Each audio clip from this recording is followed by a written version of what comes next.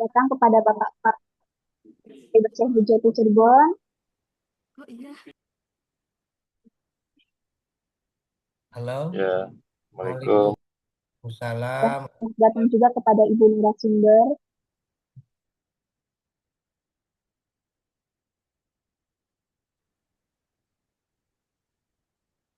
dan Bapak Ibu sekalian bisa diaktifkan kameranya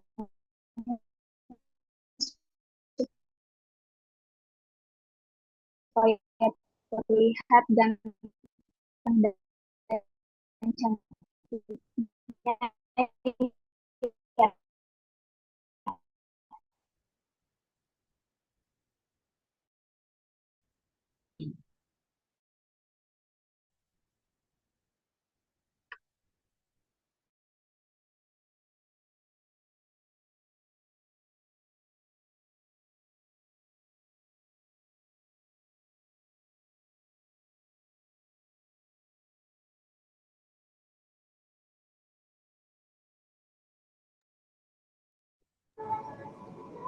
Maaf, tidak ada suaranya.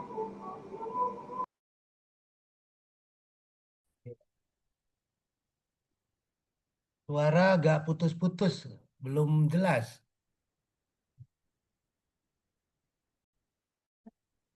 Mohon izin Ibu, suaranya putus-putus.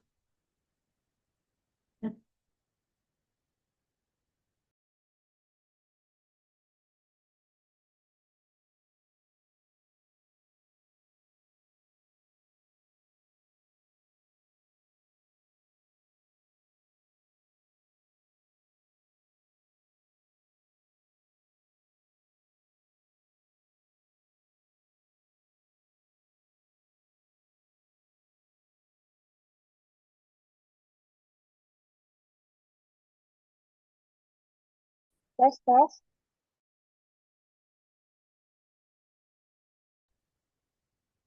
Apakah masih putus-putus, Bapak Ibu? Ya, boleh dilanjutkan, sudah agak jelas. Sudah agak Bisa jelas. dimulai ya, Pak? Silakan Sudah ada jelas. Sudah ada jelas. Izin untuk memulai ya, Bapak Ibu. Assalamualaikum warahmatullahi wabarakatuh. Waalaikumsalam warahmatullahi wabarakatuh. Selamat pagi, salam sejahtera bagi kita semua. Yang terhormat Bapak Rektor UIN Syaibar Syekh Nurjati Cirebon, Profesor Dr. Haji A.M. Jailani MAD, yang akan memberikan sambutan sekaligus membuka acara workshop. Yang kami hormati Kepala Biro UIN Syaibar Syekh Nurjati Cirebon, para dekan, Kepala SPI, para kabak dan kasubag, serta Ibu narasumber Monika Dasana, Bapak Moderator Agil Fatih Rahman, dan seluruh peserta workshop yang kami banggakan. Puji syukur kehadirat Allah Subhanahu wa Ta'ala, berkat rahmatnya kita dapat berkumpul secara daring melalui Zoom pada pagi hari ini dalam workshop teknis evaluasi atas implementasi sakit dan teknis pengisian KKE penilaian mandiri SPIP terintegrasi. Perkenalkan, saya Dewi yang akan memandu jalannya acara pembukaan pagi hari ini. Demi memastikan kelancaran dan penyampaian materi yang optimal, urutan materi diubah. Hari Senin yaitu materi teknis pengisian KKE penilaian mandiri SPIP terintegrasi oleh Ibu Monika Basana. Kemudian pada hari Selasa yaitu materi evaluasi teknis atas implementasi sakit oleh Ibu Ruri Hanisari. Selanjutnya kita beranjak pada acara yang pertama yaitu sambutan Rektor UIN Syaibar Syekh Nurjati Cirebon, Profesor Dr. Haji A.M. Jailani MAG, sekaligus pembuka acara workshop. Kepadanya kami silakan.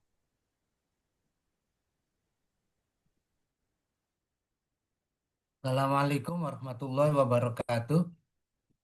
Waalaikumsalam warahmatullahi wabarakatuh. Bismillahirrahmanirrahim. Alhamdulillahirabbil alamin. Allahumma sholli ala sayyidina Muhammad wa ala ali sayyidina Muhammad. Rabbi shrah li sadri wa yassir li amri wahlul 'uqdatam min lisani yafqahu qawli. Amma ba'd. Yang sama-sama kita hormati, kita muliakan Kepala Kabiro UIN Siber, Kepala SPI dan tim, para dekan, juga seluruh peserta workshop, juga dari SPI ya, PTKIN yang hadir pada hari ini. Alhamdulillah kita bisa bersama-sama bersilaturahmi melalui media Zoom dalam konteks bersama-sama. Yang pertama adalah melakukan penguatan, bukan hanya penguatan integritas, tapi juga tentu kesamaan pandangan, baik itu terkait dengan aturan ya dan tata cara yang nanti sama-sama kita mendengarkan yang terhormat dari narasumber kita, Ibu Monika Basama, auditor muda BPKP nggih. Ini terkait dengan materi teknis pengisian KKE penilaian mandiri SPIP terintegrasi. Yang kedua, bahwa tentu pengisian ini adalah pengisian yang bersifat rutin, tapi tentu berkelanjutan. Biasanya hal yang harus kita tindak lanjuti adalah tentu keistiqomahan kita dalam melakukan sebuah proses perencanaan. Proses perencanaan ini tentu lingkupnya sangat luas ya, termasuk saya kira adalah bagian dari Renstra, kemudian juga program-program yang lainnya. Sehingga pengisian kertas kerja evaluasi ini menjadi ikhtiar bersama kita untuk melakukan penilaian mandiri SPIP. Nah, dalam hal ini tentu yang pertama yang ingin kita sampaikan tentu adalah keharusan kita untuk mengikuti ketentuan yang berlaku dari tahap pengisian itu. Yang pertama, dalam pengisian KKE ada identifikasi sasaran dan program. Termasuk juga saya kira ada beberapa hal yang ter- tercantum ya dalam rencana strategis. Juga mungkin dalam konteks PTKIN ada perjanjian kinerja rektor. Nah, identifikasi sasaran dan program ini menjadi bagian utama kita karena ini bagian awal ya. Bagian awal nanti biasanya ada programnya, ada sasaran, ada indikator, target, dan seterusnya. Kemudian juga dalam penilaian mandiri ini juga kita diminta biasanya terkait dengan kualitas program ya. Kualitas program meskipun bahasa besarnya adalah impact atau dampak, tentu ini menjadi bagian paling penting ya. Sehingga dari kualitas program ini kita bisa menindaklanjuti mana program yang sudah memenuhi aturan dan juga mencapai target, sehingga ke depan berarti harus diubah dengan program lain, atau kalau program itu bersifat keberlanjutan, karena mungkin multi years ya, seperti Astaprotas, ekoteologi, dan pemberdayaan umat, kemudian juga apa namanya terkait dengan sekarang ini terkait dengan isu bagaimana kita menguatkan bersama tentang apa instrumen keuangan sosial ya dalam bentuk wakaf. Dan saya kira banyak program ya, kemudian kita berpatokan pada Astaprotas. Dan juga beberapa hal yang kemarin juga disampaikan hasil pertemuan di rapat koordinasi bersama Pak Sekjen. Beliau juga berharap besar program-program yang ada di PTKIN ini diarahkan juga untuk mendukung eh, seluruh program dari Pak Presiden Prabowo. Sehingga nanti ada keterkaitan erat dari atas, kemudian ke kementerian, kemudian ke PTKIN. Dan semua itu berharap seluruh programnya adalah berdampak. Nah, ini yang saya kira mungkin diarahkan pada bagian ketika kita mengisi dari sisi kualitas program. Kemudian juga eh, beberapa hal yang juga hadir tiap tahun biasanya adalah laporan triwulan. Triwulan itu kesesuaian antara ini lebih ke internal, kesesuaian antara program dan anggaran yang sudah direncanakan dan dilaksanakan, kesesuaiannya dengan Perkin ya.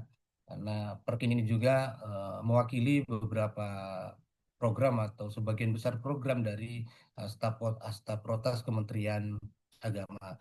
Tentu kenapa umpamanya tidak ada ketidaksesuaian dari program dan anggaran yang dilaksanakan ini menjadi saya kira tugas kita bersama, terutama ketika semua mengisi secara mandiri.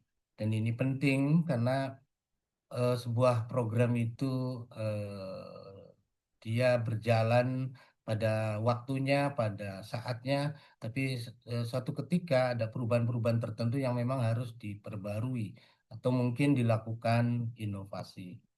Nah, kemudian yang terakhir saya kira kita berharap seluruh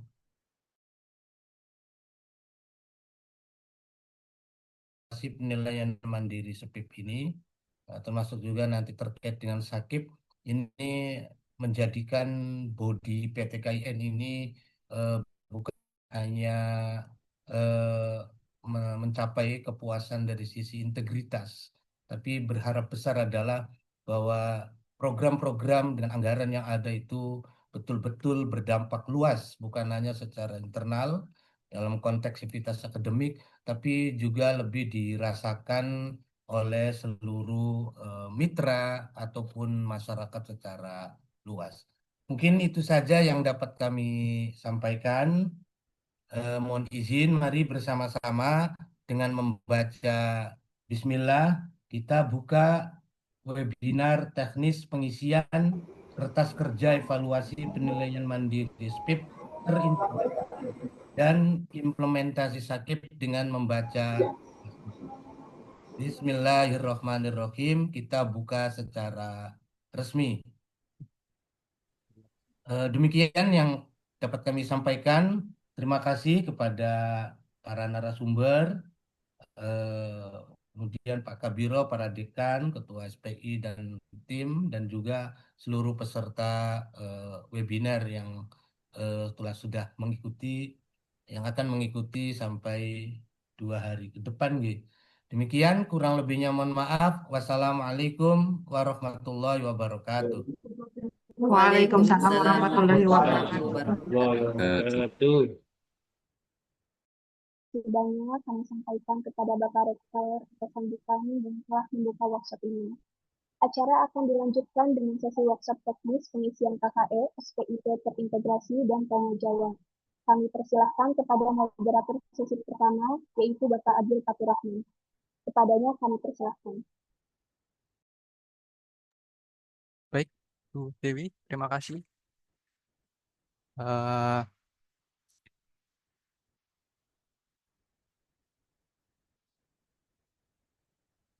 baik, saya buka. Bismillahirrahmanirrahim. Assalamualaikum warahmatullahi wabarakatuh. Waalaikumsalam warahmatullahi wabarakatuh. Selamat pagi dan salam sejahtera untuk kita semua. Yang terhormat Rektor UIN Siber Syekh Nurjati Cirebon, Profesor Dr. Aan Jailani MAG, kami sampaikan terima kasih atas sambutan dan pembukaannya. Yang terhormat Kepala Biro Keuangan dan Umum UIN Siber Syekh Nurjati, Bapak Dr. Haji Susari MA, kami sampaikan terima kasih atas kehadirannya. Yang kami hormati Ibu Monika Basama selaku narasumber, terima kasih Ibu telah meluangkan waktu untuk hadir dan berbagi ilmu bersama kami pada kesempatan pagi hari ini. Perkenalkan, saya Agil Faturrahman yang akan bertugas sebagai moderator pada sesi workshop kali ini dengan tema teknis pengisian KKE penilaian mandiri SPIP terintegrasi pada perguruan tinggi keagamaan negeri di lingkungan Kementerian Agama. Bapak, Bu yang kami hormati, sebagaimana yang tadi telah disampaikan oleh Pak Aan Jailani selaku Rektor, kegiatan ini bertujuan untuk meningkatkan pemahaman satuan kerja dalam meningkatkan langkah-langkah teknis serta prinsip dasar penilaian mandiri SPIP secara tepat dan komprehensif. Bagaimana kita ketahui, pengisian KKE merupakan salah satu instrumen penting dalam menilai efektivitas penerapan sistem pengendalian intern di instansi pemerintah. Baik, untuk mempersingkat waktu, kita langsung saja memasuki sesi pemaparan materi. Sebelumnya, izinkan saya memperkenalkan secara singkat profil narasumber kita. Beliau adalah Ibu Monika Basama yang saat ini menjabat sebagai Auditor Ahli Muda pada Badan Pengawas Keuangan dan Pembangunan atau BPKP.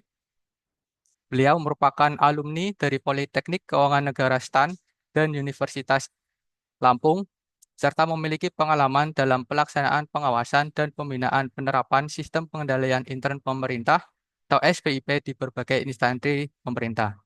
Kepada Ibu Monika Basama, kami persilahkan untuk menyampaikan materi. Waktu dan layar kami persilahkan, Ibu. Ya, terima kasih Pak Agil ya. Suara saya terdengar ya Bapak Ibu? Terdengar, Bu. Iya, Assalamualaikum warahmatullahi wabarakatuh. Selamat pagi teman-teman kita semua. Ini Bapak Rektor Sibersyek Jati Cirebon, lalu Ibu semua yang hadir di sini. Saya ini mohon diinfokan dulu pertama-tama. Ini saya pikir tadinya pesertanya seluruhnya adalah dari Sibersyek Jati Cirebon. Tapi tadi lihat di daftar namanya itu ada dari berbagai ini dan dari kami juga ya. Iya, Bu, Benar betul, Bu. begitu ya Pak? Betul, Bu. Oke, jadi ini pesertanya dari mana aja Pak? Kalau boleh tahu? Dari dari SPI seluruh universitas. Kemudian ada Kanwil, Bu. Kanwil itu bergabung sendiri, Bu. Maksudnya Oke. kita mengundang secara terbuka gitu, Bu. Oh, oke, oke. Ini tadi ada chat suaranya terlalu kecil katanya ini sudah lumayan terdengar. Sudah, Bu, di saya. Sudah ya. Oke, baik Bapak Ibu semuanya. Jadi Masih ini kecil, Bu. masih kecil. Saya izin pindah tempat dulu sebentar ya Bapak Ibu.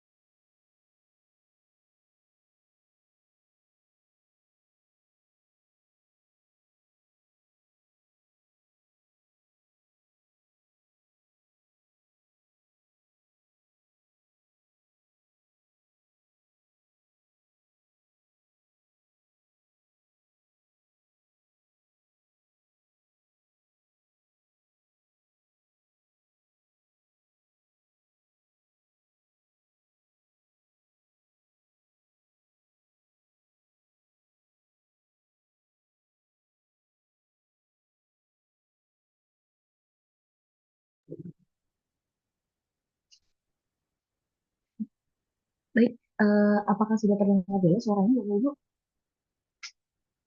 Cukup. Oke, baik. Baik, Bu.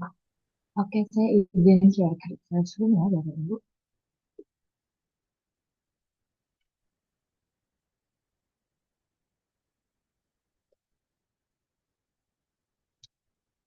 Baik, mungkin sebelum kita masuk ke teknis kertas kerjanya, izin menyampaikan untuk penyampaian materi dulu sebentar. Tapi ini posisinya saya mohon pencerahan dulu dari Pak Ade atau dari Bapak Ibu semuanya.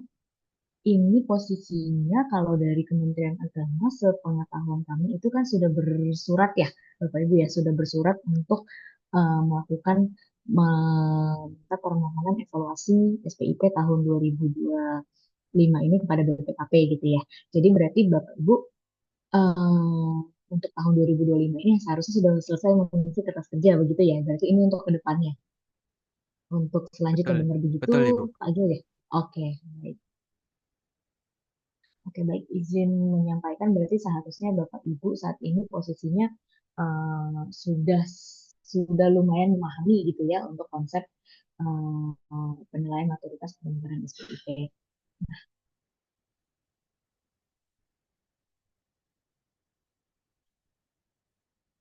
Iya, seperti yang Bapak Ibu tahu, SPIP, penyelenggaraan SPIP pada Kementerian Lembaga ini dibagi menjadi tiga bagian. Tiga bagian, yang pertama penetapan tujuan, yang kedua struktur dan proses, dan yang ketiga adalah pencapaian tujuan SPIP.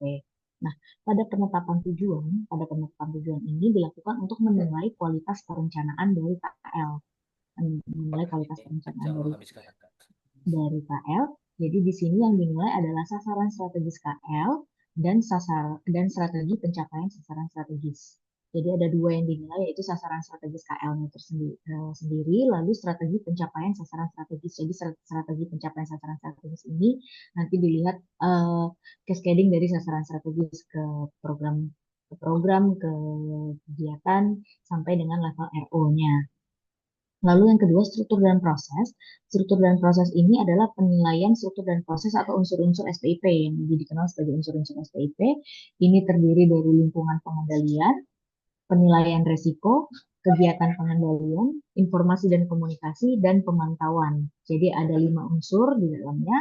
Ini nanti kertas kerjanya pada saat masuk ke kertas kerja ini terbagi menjadi 4 kertas kerja sesuai dengan pencapaian tujuannya. Nah, pencapaian tujuannya ini apa saja? Di sini ada pencapaian tujuan SPIP, yaitu penilaian capaian 4 tujuan SPIP. Yang pertama terkait efektivitas dan efisiensi, lalu kedua terkait keandalan pelaporan keuangan, yang ketiga terkait pengamanan aset negara, dan yang keempat terkait ketaatan terhadap peraturan perundang-undangan. Nah, karena saat ini SPIP dilakukan secara terintegrasi, sehingga otomatis ini nanti eh, hasil penilaian ini terintegrasi dengan manajemen risiko indeks, lalu IEPK, dan level kapabilitas APIP atau yang lebih dikenal dengan IACM seperti itu. Nah, parameter penilaiannya di sini, parameternya adalah parameter MRI, seperti yang tadi disampaikan, penilaian kapabilitas APIP dan parameter IEPK ini dilekatkan pada penilaian komponen dan subunsur SPIP. Jadi tidak ada khusus penilaian MRI, tidak ada khusus penilaian kapabilitas APIP atau parameter IEPK untuk di SPIP terintegrasi ini. Jadi nanti sudah melekat di komponen dan subunsur SPIP, dari situ bisa ditarik kesimpulan untuk uh, nilai MRI, nilai IEPK, dan juga nanti ada penilaian kapabilitas APIP yang dilakukan tersendiri dari penilaian IACM seperti itu. Lalu di sini kolaborasi atau peran BPKP-nya itu dalam penilaian maturitas penyelenggaraan SPIP di mana yang itu adalah kementerian lembaga melakukan asesor ini oleh pihak manajemen, ini dilakukan oleh seluruh unit di kementerian lembaga, melakukan penilaian mandiri, lalu dilakukan penjaminan kualitas oleh APIP, dalam hal ini oleh Itjen BPKP, Itjen Kementerian Agama. Selanjutnya, baru setelah hasilnya sudah ada dari PM dan PK dari teman-teman KL, nanti mengajukan permohonan evaluasi oleh yang dilakukan oleh BPKP, sehingga nanti dikeluarkan nilai penyelenggaraan maturitas SPIP. Nah, nanti subunsur atau unsur-unsur mana saja yang mempengaruhi manajemen resiko dan mempengaruhi IEPK, indeks IEPK. Kita bisa di sini dilihat pada tahapan perencanaan ini mempengaruhi untuk MFI, lalu juga mempengaruhi di unsur kepemimpinan, kebijakan, sumber daya manusia, kemitraan, dan proses manajemen risiko. Lalu juga nanti di pencapaian tujuan ada di aktivitas penanganan risiko dan di outcome-nya.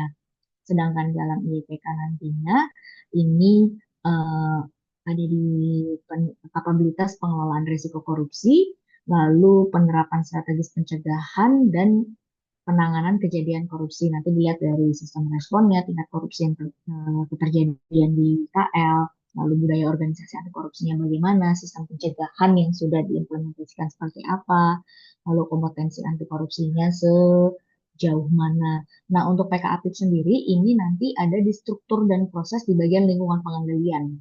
Hanya di sini saja nanti untuk PK Apipnya seperti itu.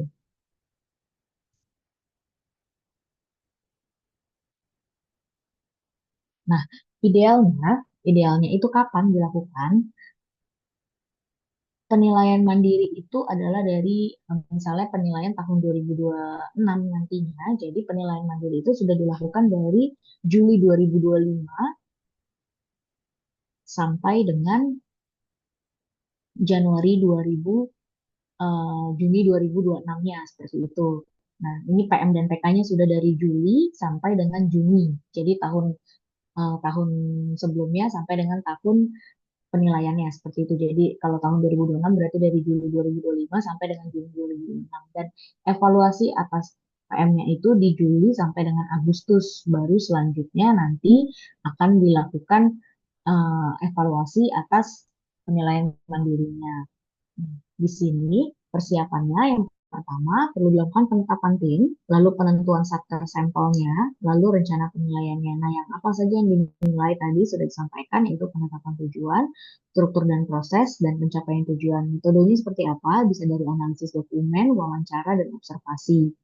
Lalu nanti keluar hasil pelaporannya, yaitu hasil penilaian, lalu area of improvement-nya, area-area mana saja yang harus diperbaiki, dan rekomendasi perbaikan pengendalian. Lalu selanjutnya harus dilakukan pemantauan. Pemantauan itu yaitu merupakan perbaikan atas area of improvement yang ditemukan sebelumnya, itu sesuai dengan rencana aksi yang telah ditetapkan. Nah, koordinator PM ini idealnya adalah sekretaris jenderal atau sekretaris utama atau sekretaris daerah untuk di KL atau Pemda seperti itu. Nanti koordinator PK-nya baru pimpinan APIP di Itjen. Jadi penyelenggaranya atau koordinator PM adalah kalau di Kementerian Agama di level sekretaris jenderal.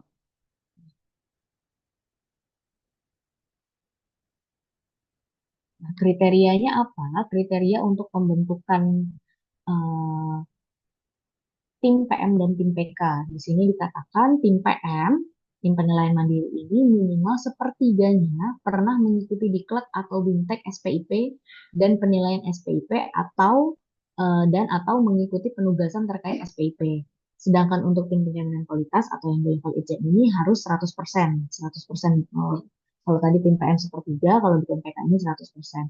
Nah, jumlah personilnya seberapa banyak sih? Ini yang sering ditanyakan kan butuh berapa orang ya? Nah, itu mempertimbangkan kompleksitas satker serta pemahaman antar proses bisnis satker mulai dari perencanaan sampai dengan pertanggungjawaban. Jadi tergantung kompleksitas di masing-masing satker seperti itu dan kepemahamannya tingkat kompetensi yang dimiliki. Nah, penugasan kepada tim PM dan PK ini didukung dengan mandat. Ini bisa disampaikan secara formal melalui ST atau SK atau sejenisnya.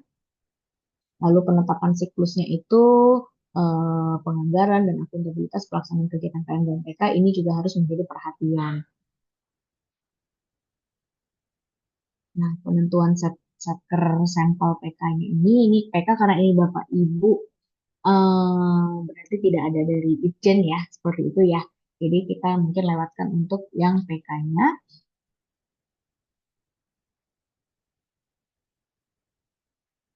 Nah, teknik pengumpulan bukti parameter penilaian maturitas SPIP ini, seperti yang tadi disampaikan, bisa dilakukan melalui wawancara, pengumpulan dokumen maupun observasi. Nah, di sini kita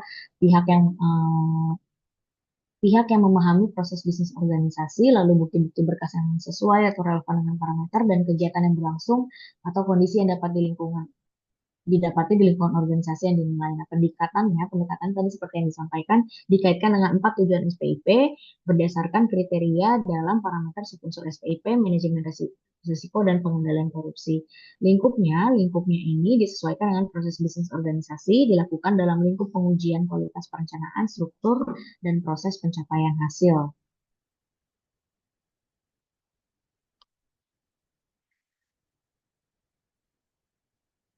Nanti selanjutnya baru dilakukan penjaminan kualitas oleh aktif. Tahap pelaksanaannya di sini unsur yang dinilai ini adalah sasaran strategis KL, lalu indikator kinerjanya, target kinerja, dan cross-cutting sasaran strategis ke sasaran satker. Nah, ini untuk di level penetapan tujuan. Lalu pada strategi pencapaian sasarannya itu kita lihat dari program kegiatan dan anggaran. Jadi kita lihat nanti kita nilai dari cascading kinerja, sasaran program atau kegiatan KL, lalu indikator kinerja dan target kinerjanya seperti itu.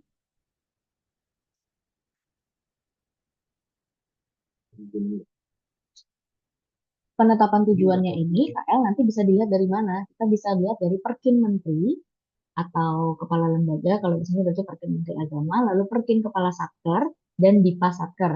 Jadi kalau kita di level Satker, nanti kita melihatnya Perkin Kepala Satker dan Dipa Satkernya. Tapi nanti memperhatikan cascading sampai dari sasaran strategisnya KL seperti itu. Jadi di sini KL punya sasaran strategis, lalu ada program satuan kerja unit kerja eselon 1, ini untuk eselon 1-nya, sasaran program, lalu eselon 2, sasaran kegiatan. Nah, ini apabila kita di level satker, berarti kita melihatnya di level sasaran kegiatannya satker, seperti itu dari Perkin Kepala Satker dan Dipanya Satker. Ini untuk Anda, saya skip dulu. Nah, kalau untuk penilaian maturitas SPIP pada saat fokus 4 tujuan SPIP ini, seperti yang tadi disampaikan, nanti akan ada 4 kertas kerja seperti itu. Di sini penilaian kualitas perencanaannya dulu, lalu yang bertanggung jawabnya siapa? Nah, unit kerja penanggung jawabnya ini, unit kerja satker 1, satker berapa ada satker misalnya kita itu, tapi kalau ini kita di level satker, jadi kita mengerjakannya langsung untuk satker kita saja gitu kan ya Bapak Ibu ya. Nanti penilaiannya kita kaitkan kepada 4 capaian tujuan unsur SPIP, yaitu struktur dan proses pengendalian untuk mencapai IKU pada unit kerja satker, lalu struktur dan proses pengendalian untuk mencapai tujuan 2 pada unit kerja satker, lalu struktur dan proses pengendalian untuk mencapai tujuan 3 pada unit kerja satker, dan terakhir struktur dan proses pengendalian untuk mencapai tujuan 4 pada unit kerja satker. Nah, di sini nanti akan banyak tuh ya Bapak Ibu subunsur-subunsurnya. Mungkin udah mumet duluan biasanya kita lihatnya karena banyak sekali, tapi nanti itu sebenarnya antar tujuan SPIP isinya secara umum sama, tapi nanti tinggal dikaitkan ke tujuan SPIP-nya seperti itu. Nah, untuk tujuan SPIP 1 yaitu efektivitas dan efisiensi, nanti unit penanggung jawabnya ada di perencanaan dan kinerja. PIC-nya adalah di perencanaan dan kinerja di masing-masing satker.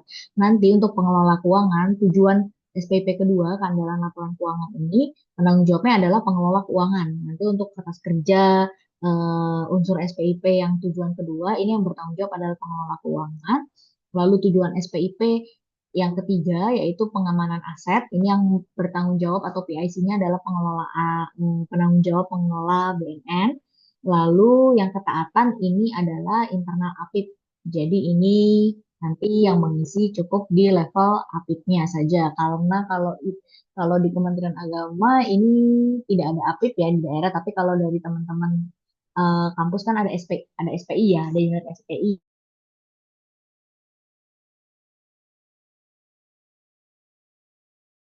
Kami gitu ya, posisinya seperti apa, karena kemarin sempat mendengar berita-berita juga ya bahwa SPI itu apakah perpanjangan tangan APIP atau memang masing-masing unit terpisah dari APIP berdiri mandiri untuk di masing-masing PPKIN seperti itu.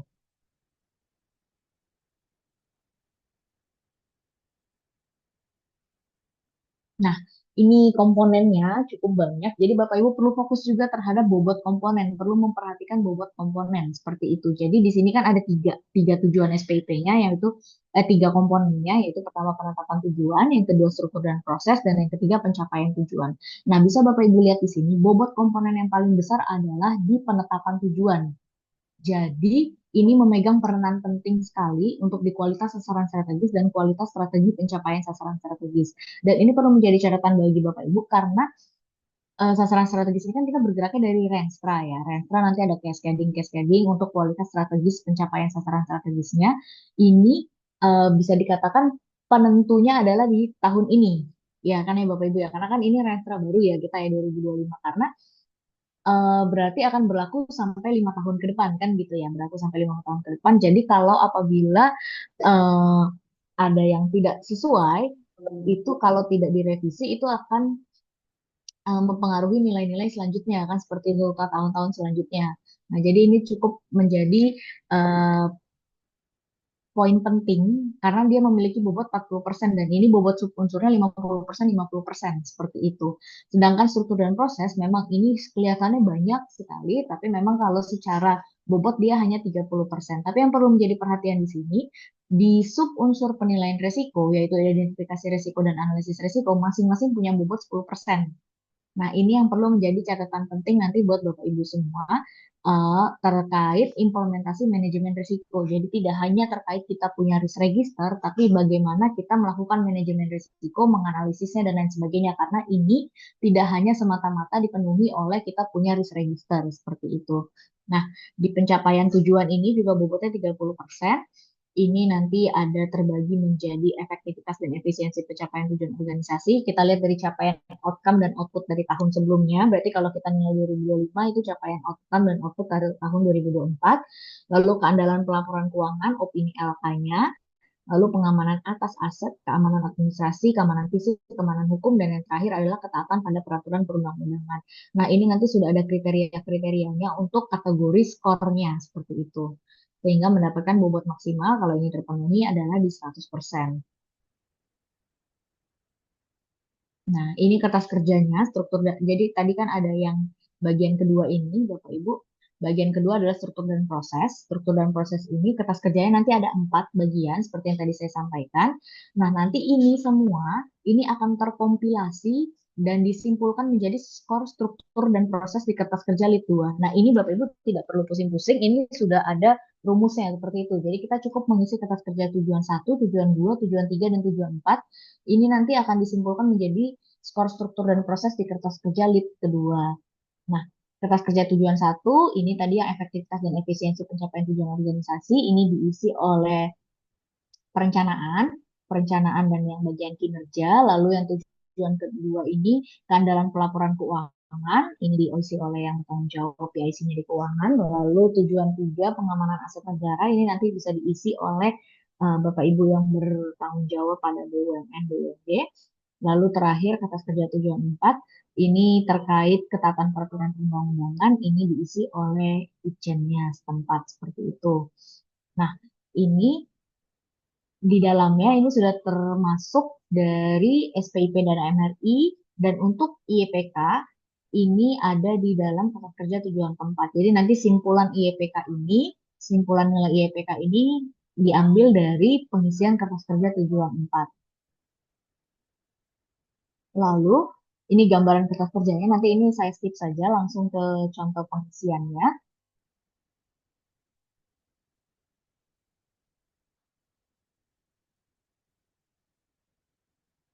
Nah, seperti ini. Nanti alur penyimpulannya itu dilakukan dengan wawancara, dokumen, dan observasi. Jadi kita tidak semata-mata kalau dokumennya ada itu kita anggap sudah terpenuhi seperti itu. Nah, eh, ini nanti kita simpulkan narasinya ini ada karakteristik A, B, C, D, E. Nah, misalnya kita memilih C, pemenuhannya lebih C, ini nilai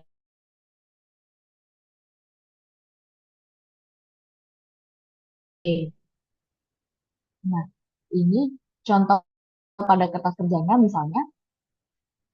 misalnya parameternya ini pembinaan SDM dilakukan sehingga setiap pegawai dapat memberikan manfaat optimal dalam C, B, A. Kita ada di level yang mana? Seperti itu. Misalnya, kondisi kabupatennya, misalnya ada Pemkab Sunugakure sudah memiliki perbub atau peraturan bupati nomor 17 tahun 2019 tentang manajemen SDM, yang diantaranya mengatur pelaksanaan diklat. Perbub tersebut telah disosialisasikan, jadi telah disosialisasikan melalui kegiatan tatap muka dan website. Dinas Pertanian telah menugaskan pegawainya untuk mengikuti diklat sebagai upaya mengembangkan SDM-nya dalam rangka mencapai strategi 4. Nah, kalau kondisinya seperti ini, ada di level mana sih gitu kan? Di sini kita lihat kriteria E terdapat kebijakan, level 1 kebijakan. Dia sudah punya apa itu, yaitu perbuknya. Berarti dia sudah lewat dari level E. Nah, lalu yang kedua, ke kriteria D, kebijakan terkait pembinaan SDM telah dikomunikasikan dan dipahami oleh pihak yang berkepentingan. Ini dilihat dari mana? Ini sudah ada perbuk tersebut telah disosialisasikan melalui kegiatan tatap muka dan website. Berarti telah dikomunikasikan dan dipahami oleh pihak yang berkepentingan. Nah, selanjutnya kriteria C, pembinaan SDM telah dilaksanakan sesuai kebijakan prosedur yang ditetapkan organisasi.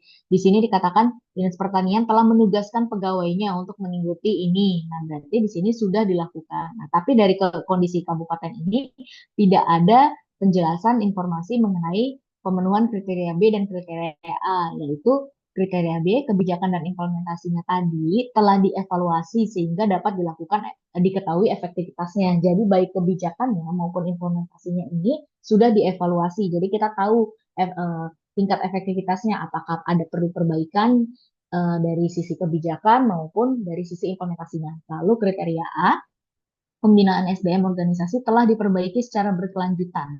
Jadi ada kata-kata secara berkelanjutan dan secara optimal mampu mendukung pencapaian tujuan organisasi. Misalnya di sini penjelasannya, pembinaan SDM tadi itu telah mampu menyesuaikan dengan perubahan lingkungan strategis.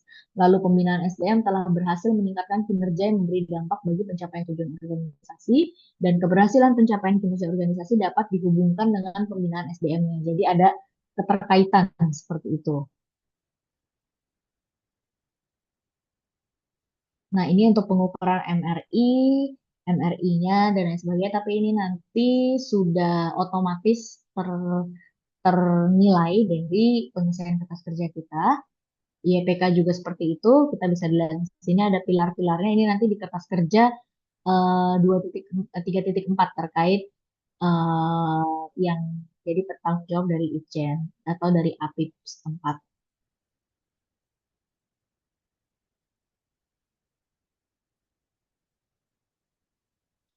Nah, di sini untuk tadi untuk kertas kerja yang terkait penilaian pencapaian tujuan, ini nanti eh, banyak celah di sini, Bapak Ibu, banyak celah itu artinya kita tidak bisa berbuat apa-apa ya, kondisinya tidak bisa berbuat apa-apa karena memang ini sudah terstate dan jelas untuk kategori efektivitas dan efisiensi pencapaian tujuan. Ini dilihat dari outcome dan capaian output. Ini kan sudah tidak bisa kita apa-apakan.